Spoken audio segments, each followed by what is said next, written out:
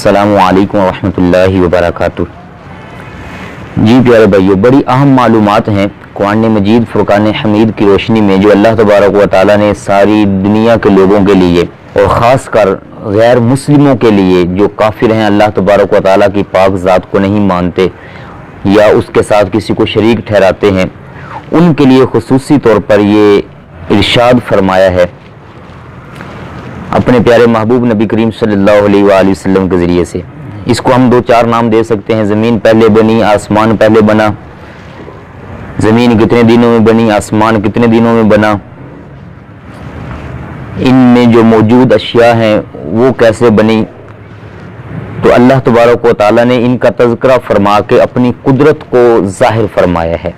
سورہ حامیم السجدہ 24واں پارہ ہے اور اس سورت کی آیہ مبارکہ نمبر ہے 9، 10، 11 اور 12۔ مسلسل یہ اللہ تبارک و تعالیٰ کا ارشاد عظیم ہے۔ میں ساتھ ساتھ سکرین پہ دے رہا ہوں تاکہ آپ بھی قرآن عظیم کو دیکھ کر اپنے سینوں کو مزید روشن کر سکیں۔ اللہ تعالیٰ کا فرمان عالی شان ہے، اے محبوب علیہ الصلوۃ والسلام، قل، آپ فرما دیجئے، اَإِنَّكُمْ لَتَكْفُرُونَ بِالَّذِي خَلَقَ الْأَرْضَ فِي يَوْمَيْنِ، کیا تم اس پاک ذات کا انکار کرتے ہو جس نے زمین کو 2 دنوں کے اندر بنا دیا؟ وَتَجْعَلُونَ لَهُ أَنْدَادًا، اور تم اس کا شریک ٹھہراتے ہو۔ ذَلِكَ رَبُّ الْعَالَمِينَ، یاد رکھنا وہی سارے جہانوں کا رب ہے، پالنے والا ہے۔ اس میں ارشاد ہوتا ہے زمین 2 دنوں کے اندر بنائی گئی ہے۔ اس کی تفسیر میں لکھا ہے جن میں پہلا دن اتوار تھا، دوسرا دن سوموار تھا، اور زمین بننے کی جو ابتدا ہے وہ وہاں سے ہوئی جہاں آج خانہ کعبہ موجود ہے۔ چونکہ نیچے سارا پانی تھا تو پانی پر ایک بلبلہ اٹھا، تو چونکہ عربی گرامر کے اندر قاب کا مطلب ہوتا ہے اٹھی ہوئی جگہ، بلند جگہ، باقی ساری سطح ہموار ہو اور اس میں سے کچھ حصہ بلند ہو تو اس کو کہا جاتا ہے قاب۔ تو چونکہ پانی کی ساری سطح ہموار تھی، اس میں سے ایک بلبلہ بلند ہوا، اس سطح سے بلند ہونے کی وجہ سے اس جگہ کا نام کعبہ پڑا، جہاں اللہ تبارک و تعالیٰ نے بیت اللہ شریف کو رکھا اور وہ اب ساری کائنات کا مرکز ہے۔ پھر ارشاد باری تعالیٰ ہوتا ہے وَجَعَلَ فِيهَا رَوَاسِيَ مِن فَوْقِهَا وَبَارَكَ فِيهَا وَقَدَّرَ فِيهَا أَقْوَاتَهَا فِي 4 أَيَّامٍ۔ پھر اللہ تبارک و تعالیٰ نے زمین چونکہ جب بنائی تو وہ پانی پر تھی، کانپتی تھی، تو اس کے زلزلے والی جو کیفیت ہے، کانپنے والی جو کیفیت ہے، اس کو روکنے کے لیے اللہ تعالیٰ زمین کے اوپر پہاڑ گاڑ دیے۔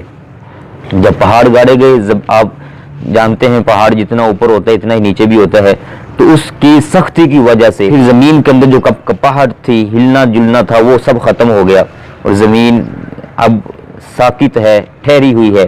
اس میں سائنسدانوں کا جو نظریہ ہے کہ زمین گھومتی ہے، اس کا بھی رد ہے اللہ تبارک و تعالیٰ کے اس پاک کلام سے۔ زمین ساکن ہے، یہ سیارے چل رہے ہیں۔ اور پھر زمین کے اندر برکتیں رکھ دی، اس میں روزی رکھ دی، کس نے کتنا کھانا کھانا تھا، کس کو کتنی روزی ملنی تھی، زمین پر کس نے کہاں کہاں کب کیسے رہنا تھا، اللہ تبارک و تعالیٰ نے اپنی قدرت کا خوب مظاہرہ فرماتے ہوئے سب کچھ یہاں رکھ دیا، جس کی وجہ سے روزی مقرر ہے، ہر فرد کی روزی مقرر ہے، ہر جاندار کی روزی مقرر ہے، جو کھانے پینے والے ہیں سب کی روزی مقرر ہیں۔ تو 2 دن میں یہ کام پورا ہوا، 2 دن پہلے زمین بنانے میں اور پھر 2 دن کے اندر یہ سارے معاملات، پہاڑ رکھنا، سبزہ اگانا اور روزیاں مقرر فرمانا، یہ سب 2 دن میں ہوا۔ تو اس طریقے سے یہ زمین کی جو تخلیق ہے یہ 4 دن میں پوری ہو گئی۔ یہ باقی 2 دن جو اس کے ساتھ شامل ہیں وہ ہے منگل اور بدھ کا دن۔ اس کے بعد اللہ تعالیٰ کا فرمان عالی شان ہے ثم استوى الى السماء، پھر اللہ تبارک و تعالیٰ نے آسمانوں کو بنانا چاہا تو ارشاد باری تعالیٰ ہے، اب ذرا اگلی آیت سماعت فرمائیے گا، فَقَضَاهُنَّ 7 سماوات، تو فرمایا میں نے 7 آسمان بنا دیے، فی یومین، 2 دنوں کے اندر، جس میں جمعرات اور جمعۃ المبارک شامل ہے۔ وَأَوْحَىٰ فِي كُلِّ سَمَاءٍ أَمْرَهَا، اور ہر آسمان پر جو ہونا تھا، ان کے اوپر جو ہونے والا تھا وہ سب مقرر فرما دیا۔ اور یہ جو قریب کا آسمان ہے، اس زمین کے قریب کا آسمان، اس کو اللہ تبارک و تعالیٰ نے ستاروں سے مزین فرما دیا، مصابیح، چراغ سے مراد ستارے، تو ستاروں سے مزین فرما دیا، وحفظ اور حفاظت کے لیے۔ اس کی تشریح علیحدہ ہے، ذالک تقدیر العزیز العلیم، فرمایا یہ سب اس عزت والے اور علم والے کا کیا ہوا ہے جو شانوں والا ہے، عزتوں والا ہے، غالب ہے، قدرت والا ہے، جو سب کا خالق اور مالک ہے۔ تو پیارے بھائیو، اس طریقے سے یہ زمین کی ابتدا پہلے ہوئی، پھر آسمانوں کو بنایا گیا، اور یہ کل 6 ایام ہیں۔ یہ 6 ایام کا ذکر قرآن مجید میں دیگر مقامات پر موجود ہے۔ سورہ یونس کی آیت مبارکہ نمبر 3 میں ذکر ہے، اللہ تعالیٰ کا ارشاد ہے، ان ربکم اللہ الذی خلق السماوات والارض فی 6 ایام، 6 دنوں کے اندر اللہ تبارک و تعالیٰ نے زمین و آسمان کو بنایا ہے۔ اب اس میں ایک سوال اٹھ سکتا ہے کہ اللہ تبارک و تعالیٰ تو کن فرمائے تو سب کچھ ہو جائے، تو اتنا سلولی اور یہ 6 دن کیوں اس پر لگے؟ تو اس میں مفسرین نے لکھا پیارے بھائیوں کہ یہ اللہ تبارک و تعالی ہم انسانوں کو ایک درس سبق طریقہ سکھا رہا ہے کام کرنے کا۔ کوئی بھی کام کریں تو اس میں جلد بازی مت اپنائیں، آرام سے کام کرے تاکہ اس کام کے اندر مضبوطی آئے۔ اللہ تعالیٰ کن بھی فرما کے کر دیتا تب بھی وہ مضبوط تھا، اس میں کوئی کسی قسم کی کمزوری نہیں ہے، لیکن ہمارے لیے سبق ہے، ہم چونکہ کمزور ہیں، انسان ہیں، تو ہمارے اندر کمزوریاں آ جاتی ہیں۔ ان آیات سے یہ واضح ہے کہ پہلے زمین بنائی گئی، زمین کی برکتیں رکھی گئی، پھر اللہ تبارک و تعالیٰ نے آسمانوں کو تخلیق فرمایا، اور جب ان کی تخلیق پوری ہو گئی، اب اسی سورت کی آیت مبارکہ نمبر 11 پر غور فرمائیے گا، فقال لها وللارض، تب آسمان سے فرمایا، زمین سے فرمایا، ائتیا طوعا او کرہا، میری اطاعت کرنی ہے، میری فرما برداری کرنی ہے، چاہے خوشی کر لو چاہے مجبور ہو کر کر لو۔ تو دونوں بولے، قالتا اتینا طائعین، بولا ہم تیری اطاعت کریں گے خوشی۔